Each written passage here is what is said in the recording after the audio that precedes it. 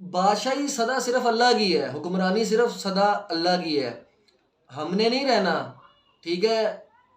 جو ہم سے پہلے تھے وہ بھی یہی سمجھتے تھے کہ میں نہیں ہوں گا تو شاید یہ دنیا نہیں چل پائے گی، اور دنیا چل رہی ہے۔ اور اب ہم یہ سوچتے ہیں کہ پتہ نہیں میں نہیں ہوں گا تو پتہ نہیں کی ہو جائے گا۔ جب میں نہیں تھا، جب ہم نہیں تھے تب بھی سب کچھ ہو رہا تھا، تب کیا ہو گیا تھا؟ اور جب ہم نہیں ہوں گے تب بھی وہی ہوگا جو اللہ کو منظور ہوگا، ٹھیک ہے؟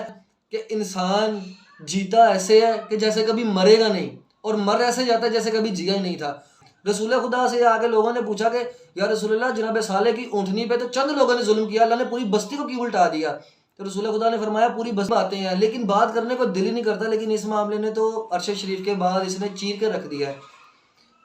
قرآن پاک میں اللہ تعالیٰ فرماتا ہے، یہ میرے سامنے ہے، میں نے اس آیت کو، اس کے ترجمے کو اپنے پاس جو ہے لکھ کے رکھا ہوا ہے۔ میری بات سنیں، آپ حق پہ بات نہیں کریں گے، آج نہیں بولیں گے تو کیا ہوگا؟ موت نہیں آئے گی؟ بولیں گے تو چلے موت آ جائے گی، زیادہ سے زیادہ کیا ہوگا؟ جان چلی جائے گی۔ نہیں بولیں گے تو کیا رک ٹل جائے گی؟ مولا علی کا ایک اور فرمان ہے، حق گوئی سے کبھی پیچھے مت ہٹو، کم از کم یہ نچلا ترین درجہ۔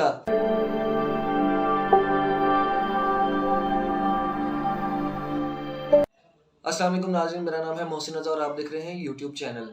ناظرین، آج کل سیاست میں شدید قسم کی گرما گرمی، نفرت اور شدت پسندی دیکھنے میں آ رہی ہے، جو بھی اس وقت حالات ہیں۔ اور آج کی جو جس وقت میں ویڈیو بنا رہا ہوں، کرنٹ سچویشن جو ہے وہ اس وقت یہ خبریں گرم ہیں کہ عمران خان صاحب کی جو ہے گرفتاری کے لیے کوئٹہ سے پولیس جو ہے وہ یہاں پہنچ چکی ہے لاہور میں۔ خیر، میرا موضوع کچھ اور ہے، میرا موضوع ہے انتہا پسندی، شدت پسندی، جو کہ سیاست میں اس وقت جو نفرت کا بازار گرم ہوا ہے۔ جو ضلع شاہ والا واقعہ ہوا، جو ایک دو دن پہلے ضلع شاہ، جو المعروف ضلع شاہ، غالباً علی بلال ان کا نام تھا، بڑے معصوم، بڑے بھولے، بڑے پیارے انسان، ان کی جو بہت ساری ویڈیوز دیکھی، ہر دل، ہر آنکھ جو ہے وہ اشک بہار ہے، رو رہے ہیں لوگ۔ اس قدر خوف کا عالم جو ہے وہ بنایا جا رہا ہے، بلکہ بن چکا ہے۔ اب تو ہمیں بھی بات کرتے ہوئے ڈر لگتا ہے، باہر کسی سے کسی قسم کی کوئی بھی ڈسکشن کرتے ہوئے ڈر لگتا ہے، کوئی تبصرہ کرتے ہوئے یا اپنی رائے دیتے ہوئے۔ یہ خوف کا عالم ہم نے اس وقت بھی نہیں دیکھا، اس وقت بھی اتنا ڈر نہیں لگتا تھا جب سننے میں آتا تھا آج داتا دربار دھماکہ ہو گیا، آج مون مارکیٹ دھماکہ ہو گیا، آج جو ہے بھاٹی چوک پہ دھماکہ ہو گیا، مطلب جب خودکش دھماکے ہوتے تھے۔ لیکن اس طرح سے خوف نہیں تھا کہ یار میں بولوں گا تو میرے ساتھ پتہ نہیں کیا ہو جائے گا، صرف بولنے پہ۔ یا اب تو لوگ اس چیز سے بھی ڈر رہے ہیں کہ یار میری سوچ ہی کیپچر نہ کر لی جائے، یعنی کہ میری سوچ ہی نہ پکڑ لی جائے کہ میں سوچ کیا رہا ہوں۔ یعنی کہ خوف اس قدر پھیلایا جا رہا ہے، اور یہ اس خوف کو میں اس خوف سے اس وجہ سے زیادہ کہہ رہا ہوں کہ یہ خوف زیادہ ہے، زبان بندی جو کی جا رہی ہے جن بھی حلقوں کی طرف سے، کیونکہ اس میں زیادہ خوف کی وجہ جو میں بتا رہا ہوں وہ مجھے یہ لگتا ہے کہ دیکھیں، اس میں ایک تو صرف مارتے نہیں ہیں، مسئلہ یہ ہے نا، مار دیا جان چھوٹ گئی، یہ تو ٹھیک ہے، ٹارچر کرتے ہیں، جسم کے حساس حصوں پہ ٹارچر کیا جاتا ہے، تشدد کیا جاتا ہے۔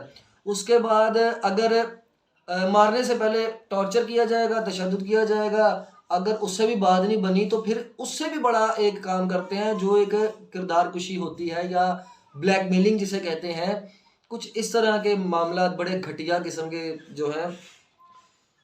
تو دیکھیں، میں ایسے حلقوں سے اور جو دیگر ذمہ داران ہیں اس ملک کی، جو انتظامیہ ہے، سیاسی ہے، بیوروکریسی ہے، یا جس طرح کے بھی انتظامیہ ہے، جو ذمہ داران ہیں، جو ملک کو سنبھالے ہوئے ہیں، جن کے ہاتھ میں کنٹرول ہے، میری ان سے گزارش ہے کہ اس سے کیا ہو جائے گا؟ اس طرح کا خوف و ہراس پھیلانے سے بجائے اس کو کم کرنے کے، مطلب اس کو زیادہ ہوا دی جا رہی ہے، آپ کو چاہیے کہ آپ اس کو کم کریں۔ اگر کچھ شرپسند عناصر ہیں تو ان کو پکڑا جائے۔ میرا بات کرنے کا مقصد ہے کہ جو لوگ بہت اطراء ہیں اپنی کرسیوں پہ، اپنی وقتی بادشاہت پہ، اپنی وقتی حکمرانی پہ، بادشاہی سدا صرف اللہ کی ہے، حکمرانی صرف سدا اللہ کی ہے، ہم نے نہیں رہنا، ٹھیک ہے؟ جو ہم سے پہلے تھے وہ بھی یہی سمجھتے تھے کہ میں نہیں ہوں گا تو شاید یہ دنیا نہیں چل پائے گی، اور دنیا چل رہی ہے۔ اور اب ہم یہ سوچتے ہیں کہ پتہ نہیں میں نہیں ہوں گا تو پتہ نہیں کی ہو جائے گا۔ جب میں نہیں تھا، جب ہم نہیں تھے تب بھی سب کچھ ہو رہا تھا، تب کیا ہو گیا تھا؟ اور جب ہم نہیں ہوں گے تب بھی وہی ہوگا جو اللہ کو منظور ہوگا. ٹھیک ہے, ہم نے صرف اپنے حصے کا کردار ادا کرنا ہے. ٹھیک ہے, اپنے حصے کی ٹانگ اٹھانی ہے, جو اپنی ذمہ داریاں ان کو ادا کرنا ہے. مجھے سمجھ نہیں آتی جو لوگ اس قدر غرور اور تکبر میں مبتلا ہیں, کیا یہ باتیں بھول گئے ہیں کہ میں تو کچھ بھی نہیں کسی کو یاد کروانا چاہتا, نہ مجھے کچھ اتنا مجھے پتہ ہے. ہم تو جو اس وقت موجودہ ملک کی صورتحال دیکھ رہے ہیں اسی میں جو ہے نا وہ ہی نہیں نکلنے دے رہی کہ کچھ اور سوچ سکیں, وہ ہی نہیں خیالوں سے نکلنے دے رہی جو اس وقت کی سچویشن ہے. مولا علی علیہ السلام کا ایک فرمان ہے کہ انسان جیتا ایسے ہے کہ جیسے کبھی مرے گا نہیں, اور مر ایسے جاتا ہے جیسے کبھی جیا ہی نہیں تھا. اور جو لوگ خاموش بیٹھے ہیں, ٹھیک ہے, میرے پاس جتنی میری سکت ہے میں اتنی آواز اٹھا رہا ہوں. جس کی اس وقت دیکھیں میری بات سنیں, منزل جتنی قریب ہوتی ہے نا امتحان اتنا سخت ہو جاتا ہے. تو اگر آپ کچھ نہیں کر سکتے تو ایمان کا کم سے کم جو گھٹیا ترین درجہ نا, گھٹیا نچلا درجہ, وہ یہ ہے کہ کم سے کم دل میں ظالم کو برا جانے. رسول خدا سے آگے لوگوں نے پوچھا کہ یا رسول اللہ جناب صالح کی اونٹنی پہ تو چند لوگوں نے ظلم کیا, اللہ نے پوری بستی کو کیوں الٹا دیا؟ تو رسول خدا نے فرمایا پوری بستی میں کوئی ایک شخص بھی ایسا نہیں تھا جس نے دل میں بھی برا سوچا ہو کہ یار انہوں نے ظلم کیا ہے.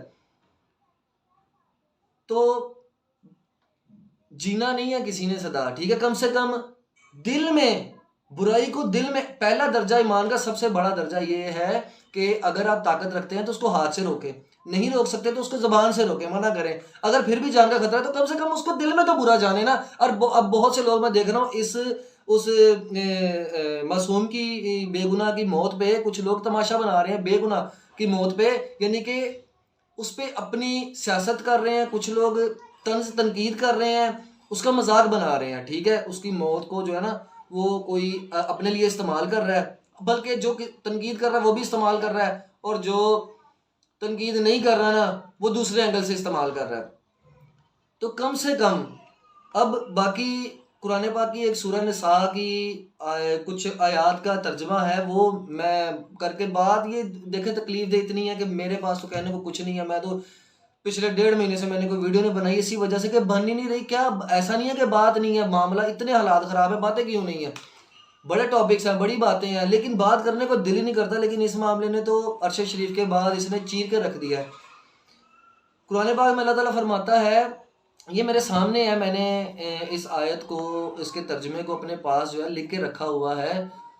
اللہ تعالیٰ فرماتا ہے قرآن پاک میں, اور تم کو کیا ہوا ہے کہ اللہ کی راہ میں اور ان بے بس مردوں اور عورتوں اور بچوں کی خاطر نہیں لڑتے جو دعائیں کیا کرتے ہیں کہ اے پروردگار ہم کو اس شہر سے جس کے رہنے والے ظالم ہیں نکال کر کہیں اور لے جا, اور اپنی طرف سے کسی کو ہمارا حامی بنا, اور اپنی ہی طرف سے کسی کو ہمارا مددگار مقرر فرما.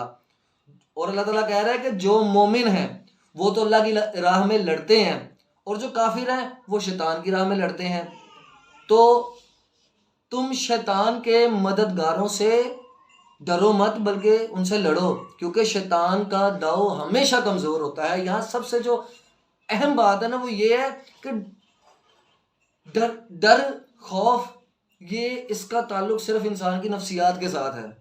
ٹھیک ہے, اللہ تعالیٰ کہہ رہا ہے کہ اگر آپ حق پہ ہیں تو پھر کس بات کا ڈر ہے؟ آج نہیں, میری بات سنیں, آپ حق پہ بات نہیں کریں گے, آج نہیں بولیں گے تو کیا ہوگا؟ موت نہیں آئے گی. بولیں گے تو چلے موت آ جائے گی, زیادہ سے زیادہ کیا ہوگا؟ جان چلی جائے گی. نہیں بولیں گے تو کیا رک ٹل جائے گی؟ مولا علی کا ایک اور فرمان ہے, حق گوئی سے کبھی پیچھے مت ہٹو. کم از کم یہ نچلا ترین درجہ, حق گوئی سے کبھی پیچھے مت ہٹو, کیونکہ خدا کے سوا نہ تو کوئی تمہارا رزق کم کر سکتا ہے اور نہ ہی کوئی موت کو قریب کر سکتا ہے.